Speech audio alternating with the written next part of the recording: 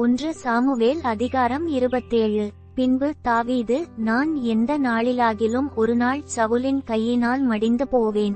இனி சவுல் இஸ்ரவேலின் எல்லைகளில் எங்கேயாவது என்னை கண்டுபிடிக்கலாம் என்கிற நம்பிக்கையற்று போகும்படிக்கும், நான் அவன் கைக்கு நீங்களாயிருக்கும்படிக்கும், நான் பெலிஸ்தரின் தேசத்திற்கு போய் தப்பித்துக் கொள்வதை பார்க்கிலும் நலமான காரியம் வேறில்லை என்று தன் இருதயத்தில் யோசித்தான். ஆகையால் தாவீது தன்னோடிருந்த 600 பேரோடுங்கூட எழுந்திருந்து மாயோகின் குமாரனாகிய ஆகீஸ் என்னும் காத்தின் ராஜாவினிடத்தில் போய்ச் சேர்ந்தான்.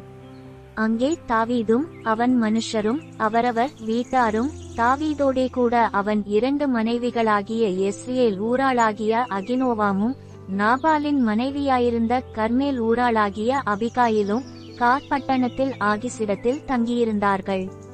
தாவீது காத்பட்டணத்திற்கு ஓடிப்போனான் என்று சவுலுக்கு அறிவிக்கப்பட்டபோது அவன் அப்புறம் அவனை தேடவில்லை.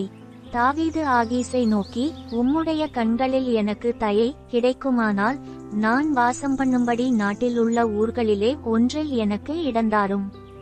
உம்முடைய அடியான் உம்மோடே கூட ராஜதானி பட்டணத்திலே வாசமாயிருப்பானேன் என்றான். அப்பொழுது ஆகீஸ் அன்றைய தினம் சிக்லாகை அவனுக்கு கொடுத்தான். அதினிமித்தம் சிக்லாக் இந்நாள் வரைக்கும் யூதாவின் ராஜாக்களைச் சேர்ந்திருக்கிறது. தாவீது பெலிஸ்தரின் நாட்டிலே 1 வருஷமும் 4 மாதமும் குடியிருந்தான். அங்கேயிருந்த தாவீதும் அவன் மனுஷரும் கெசூரியர் மேலும் கெஸ்ரியர் மேலும் அமலேக்கியர் மேலும் படையெடுத்து போனார்கள்.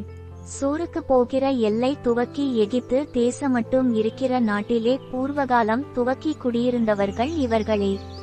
தாவீது அந்த நாட்டை கொள்ளையடிக்கிற போது புருஷர்களையும் ஸ்திரீகளையும் உயிரோடே வைக்காமல் ஆடு மாடுகளையும் கழுதைகளையும் ஒட்டகங்களையும் வஸ்திரங்களையும் எடுத்துக்கொண்டு ஆகீசிடத்துக்கு திரும்பி வருவான்.